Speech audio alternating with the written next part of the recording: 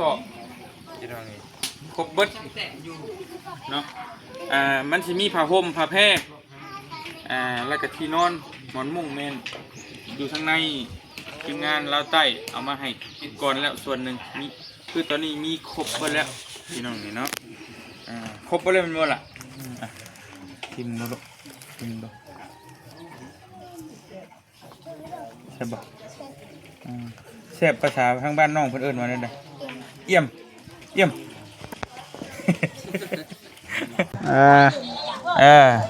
บัดที่เจ้าได้ก็มาให้น้องกับรุ่นกินในเด้อโอเคปันกันมา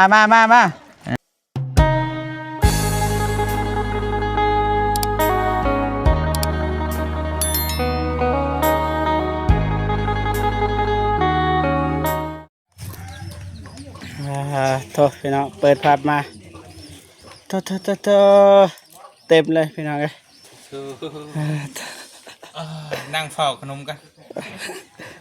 ได้ขนมลายเราจะกินแล้วสิคอกินน้องคนนั้นบ่สวัสดีได้เด้อกินใช่ป่ะให้กินใช่ป่ะ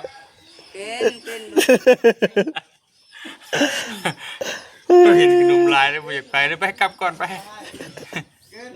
เด้อ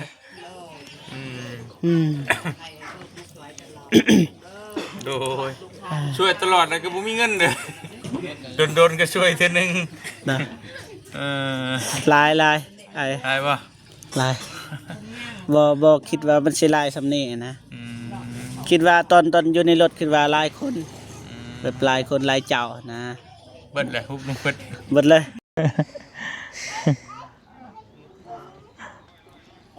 ว้าทางแม่เฒ่าให้แล้วจ๊ะเบิ่งด้วยไปเด้อน้องเด้อสบายดีนมมือดูนมมือสบายดีแม่เฒ่าสบายดีลูกเสียใจบ่เสียใจดีจ้ะไปต่อจากใดเด้ทางในนะฮะอันนี้เครื่องสิมีผู้ใหญ่อยู่ต่างประเทศแต่ก็อยู่ฝั่งไทยอยู่ลาวเฮานี่เพิ่นก็ตื่มกันผู้เล็กผู้น้อยนะได้ตื่มกันไปมีแต่มัดเมียนแล้วสินะเด้จังได๋ก็ฝนตกบัดนี่ไปซอยกันมาคนเขาไว้ซะมาเลิกมาคนมาซอยนี่คนเขาไว้จึงแบ่งกันกินอยู่เฮือนพุ่นแหละขึ้นเต็มเลยบ่จักมีตัวเป็นแก๊สนี่ก็ตัวเจ้าเอาไว้เด้อตัวนี้กับปานหมูกินน้ำนี่ตัวแกะนี่ปานหมูกินน้ำเด้อลูกเด้อไปซอยนี่เพราะบนนี้ได้บ่เขาฮะบ่เลยง่ายบ่ข้าวนี่เอาไว้ใช้ไว้เฮือนไปไว้เฮือนก็เอาขึ้นรถไปไว้ใช้ก็เอาไปรถนั่นแหละทักทายสบายดีและสวัสดีพ่อพี่น้องเบิร์ดสุขคนพี่น้องเนาะกันยินดีตอนรับเข้าสู่2 บาทเจ็บชาแนลคือเก่าพี่น้องมาขนข้าวซอยแน่วัยรุ่นตอนนี้นี่วัยรุ่นมาซอยเนี่ยตอนนี้เอาไว้ทางในก็ได้เต็มเลยเอาไว้เทิงข้าวในปีหนึ่งบ่เบิดนี่ปีหนึ่งบ่เบิด2 คนกินน้ำกันแหละบ่ชามกับข้าวชามกับเจ้าบ่มาก็กินน้ำกันได้กินน้ำกันก็ได้บ่เป็นหยังชามซอยน้องอับดุลตัวใดน้องยกได้ก็ยกขึ้นลูกยกขึ้นเลยเอาไปไว้เอาไว้อับลนนบ่ต่อยมันใหญ่ได้ซอยอันดอกแม่นอันขออนุญาตนำเด้ออันนี้เพราะว่าเฮาสิสิใหญ่ไปรถแม่นเพราะว่าเฮาสิใหญ่เฮือไปเลยเบ้านี่แม่นกับเด้อแม่นอื่นก็คักสิว่าอะไรก็แปะบางๆเอาอยู่นี่ไปพวกนี้ก็สิยกตีนเสามื้อใดเด้อตัวใดนักแท้กำหน่วยอยู่นี่เพื่อมันได้ใหญ่มีแต่ว่าได้รวบรวมเบิ่งอีกก่อนแต่ถ้ามันได้จังว่ากันอีกรวมเบิ่งอีกไปก่อนเนาะไปเอาไว้เลยไปคนเอาไว้คนขึ้นเอาลูกเอาขึ้นไว้ไป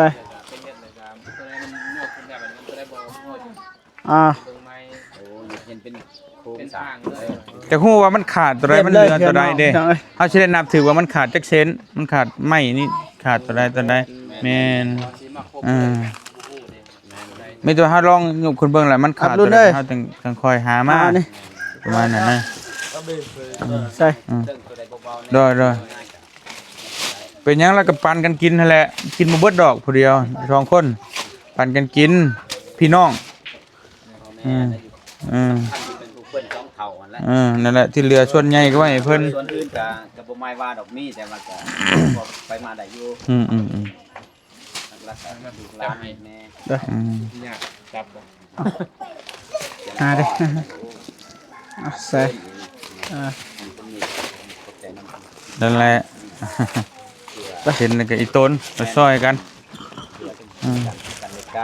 โดย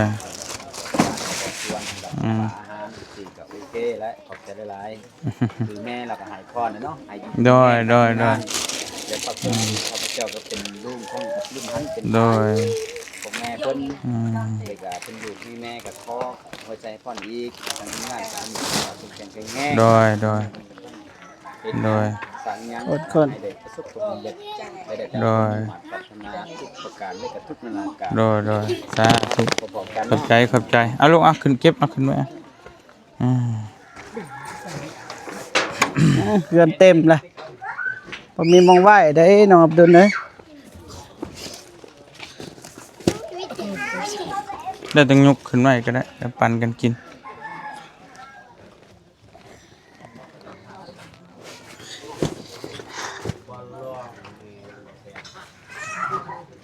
ให้ได้เด็กน้อยให้กันเอาลงมาพี่ก่อนเอิ้นให้ปั่นเอาผู้ละห้อผู้ละใดดิปั่นกันอับดุลให้น้องอับดุลให้ซะหมู่อันนั้นช้าเอิ้นหมู่จะมาเอานมให้แล้วก็นี่ปั่นกันให้น้องอับดุลจ่ายก็ได้ผู้ละ2ห่อก็ได้นี่มานี่นี่กับนมอันนึงนี่มาพี่ให้เพิ่นมาเอารถให้น้องอับดุลให้ไปแบบนั้นเด้อลูกเด้อโอเคมาปั่นกันกินมาปั่นกินนบเด้อเอาลูกมาย่างมาบัดที่เจ้าได้ก็มาให้น้องอับดุลกินในเด้อโอเคปั่นกันมาลูกมาปั่นกินเป็นผู้ให้และบัดนี่นั่นแหละ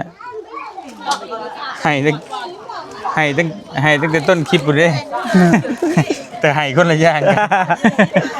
อันนั้นให้น้ำตาออกอันนี้ให้พูดย่างมาลูกมาเอาปั่นกันมามาเบิดแล้วบ่พูดมาเอาแม่บ่ได้โอ้ยบ่เป็นยังดอกช่องบ่เจ็บแข็งแห้งอย่าแค่นี้ไม่สะเทือนดอกอย่าเตือนไม่เท่ามาเลยผู้เท่าก็ได้ผู้เท่าก็มาเอามากินน้ำลูกน้ำหลานกันกินดูล่ะอย่าบ่ได้ใส่ส่งนี่เข้ากล้องบ่ได้น่ะเอาเพ่เคียนเอาก็ได้เพ่ห่อเอาเพ่ห่อก็ได้เอาเอ้ยมาผู้ใหญ่มาเอาให้ก็ได้ผู้ใหญ่มาให้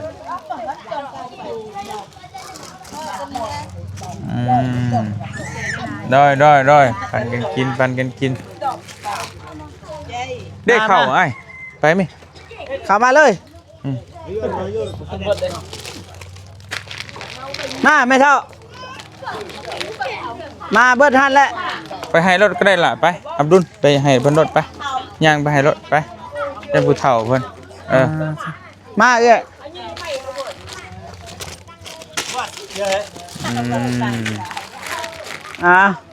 โอ้ลำบากเลยนะ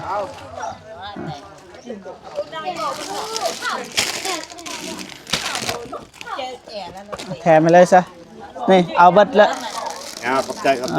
ได้ได้ ด้อย มา อยู่ดีมีแห้ง มาเลยแม่ม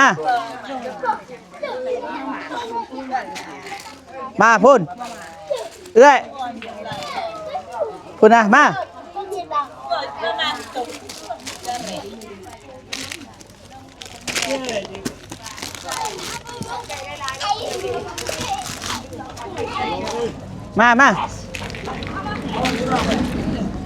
อายไม่ได้กินได้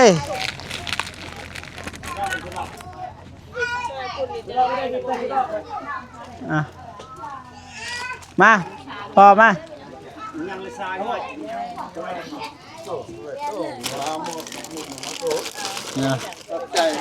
ได้ขอบใจนอบรุ่นเด้อ ด้อย มาพอมา กินน้ำกันกินน้ำลูกน้ำหลานลูกหลานได้กับแบ่งปันบัดผู้เฒ่าได้กับแบ่งลูกแบ่งหลานน้ำ มาเบิดแล้วป่ะ ด้อยเอาอีกเอา เอาแถมซะ โอ้ย ได้เอาเอ้ย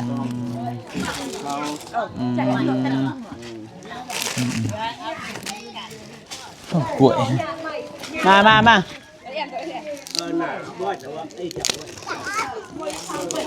ยาดีไอ เดี๋ยวดิไอ บอกว่ากล้วยสิ มาหน่อยหันมา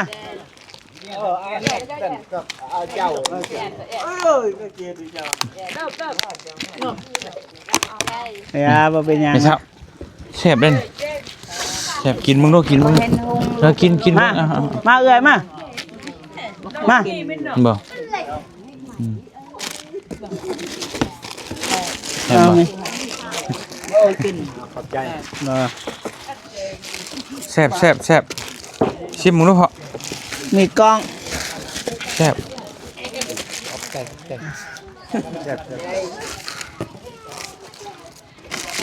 เบิดแล้วบ่ ชิมเบิ้ง เปิดละ เจ็บอยู่ มาเข้าในบ่นี่เด้ย ฮะแซ่บป่ะเอ้านี่กินเออ เอ้าให้เชียวกินเอ้าแซ่บมาชิม ขอบใจได้ขอบใจเลย โอ้ใจเย็นเอากินเอ้า ขอบใจเลย เอาอับรุ่นพี่มานี่มานี่อับรุ่นเลย ด้อยเอานี่ เอาให้นะเบิ่ง กิน นี่